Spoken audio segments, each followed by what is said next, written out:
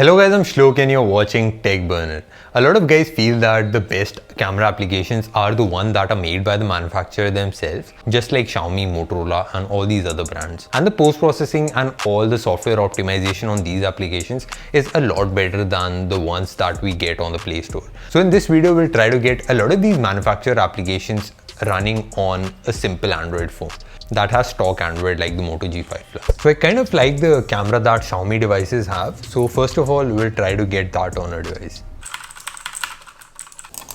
You actually have the first link of the camera. Sometimes it can be just as simple as Googling it and you'll find it on the top, but many a times it will not work. I actually found 3 sources for this and all these 3 are quite trusted. First one is the MIUI forum, the second one is XDA developers and the third one is APK Mirror. I'll quickly go ahead and transfer all these 3 to my mobile and then we'll see what actually works in this. Most of the applications that I'll show you will not require root and this one also does not. So we'll try installing it just like a normal application. I tried clearing the cache and the data of the application but it did not work. I tried installing other versions but they are pretty much same and they did not work as well. It's actually funny because it started to work and all I had to do was grant it permission for the camera. It doesn't automatically ask you for it, but when you go into the permissions column, you'll have to grant it permission from here. It has almost all the options that the MIUI camera has and the interface is just the same because it's the ported version. You also have all the filters that MIUI camera has. Let me check if we can actually record in 4K using this. I checked it and it also has the option to record in 4K. That's actually really nice. And it also has all the basic functionality that the MIUI camera has. Surprisingly, all of the features that I tested are working just fine. You can also use it to record slow motion and it's working great. I also tried manual controls and they're working fine. It doesn't have the portrait mode feature. That might be because I'm using the single camera, but all of the other features are present and are working. I might even switch to this one because I'm liking this one a little bit. I know for a fact that some applications like Samsung, Oppo, Vivo, Sony will not work on all Android phones because they have a lot of stuff outside the APK files as well where they store some libraries in the system. So just the application will not work on like other Android phones. But Nokia has kind of like a different application, so we'll give a shot to that as well. We'll of course try searching it on Google. Actually found it on XDA, but it is the same file that Nokia has uploaded on the Play Store and you can also download it from other sources. I'll leave all the links in the description box below. So we'll try installing this one as well. If you compare it to other camera applications, it's quite big in size. It's around 66 megabytes. But if it works, it would be like 2 on 2. 2 victories in a row. Installing, open. This one is also working just fine. I can take pictures with it, but I've not tried all the options. So let me just go ahead and check all the features one by one and give it to you guys.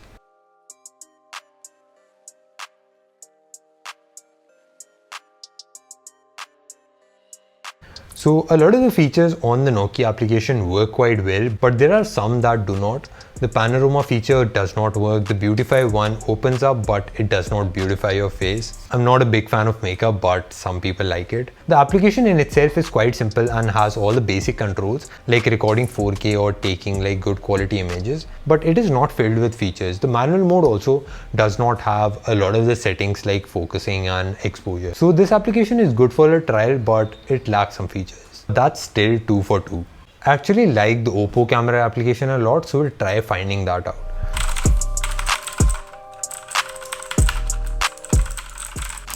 I actually found one for Oppo, but it was not working installing it just like a normal application. But I think it might work if I try out some flashable zips that would also flash the library files. So I'm just going to do that. This application might require root access, but I'm not even sure if this will even work.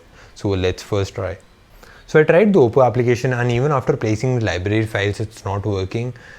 It took some time as well and all it shows is a black screen, then it says an error. And the application itself also requires a lot of library files. So I'm not quite sure if it will work on any phone. So we kind of took an L on this one, but we'll try the next one. I kind of like the camera application on OnePlus and I think it might be able to work because they're very close to stock Android and it does not use a lot of library files for the basic working. So I actually found one on APK Mirror, and some of you guys who do not know, they post the official applications itself from Google Play Store. So this might work, but I'm not quite sure if all the features will. So the OnePlus camera app also worked, and surprisingly, it also has a lot of features that are working quite well. I think the professional mode features will not work if you do not have root access, but all of the other features will work just fine. You can shoot in RAW, it has all the manual controls, it has all the features that are working quite well. So this is again kind of like a win. I already know for a fact that the HTC camera application works on almost all Android phones. I've tried it and showed it in previous videos as well. So that would be kind of like the second last one. The HTC Sense 7 application has almost all the features that work, but the camera app on the HTC Sense 8 has some features that work on some phones and some features do not work on other phones. So you can quickly try them out and see all the features for yourself.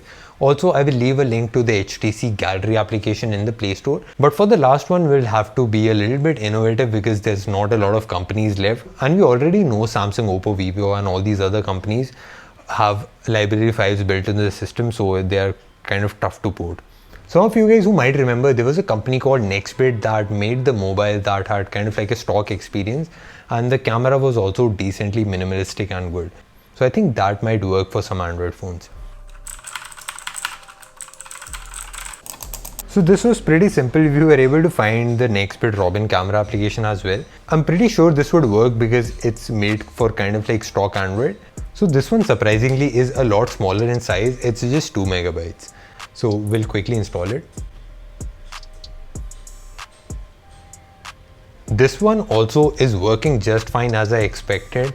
And I think we have like 5 wins out of 6 or 4 wins out of 5, but anyways, the success ratio is quite good.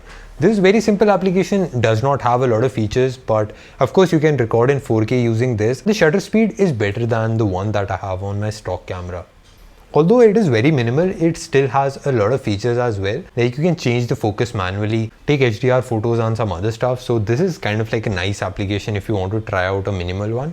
And that was kind of it for this video, guys. I know the applications were not like really amazing. Some were quite useful, like the MIUI camera and the OnePlus as well. But this was kind of like a fun video to try out manufacturer applications. And let me know in the comment section if you want me to do some more videos like this. Also press the thumbs up button because it will motivate me to make more videos like this. And we are about to hit 200,000 in some time. So yeah, keep watching videos, subscribing, like, share, everything else. Bye bye.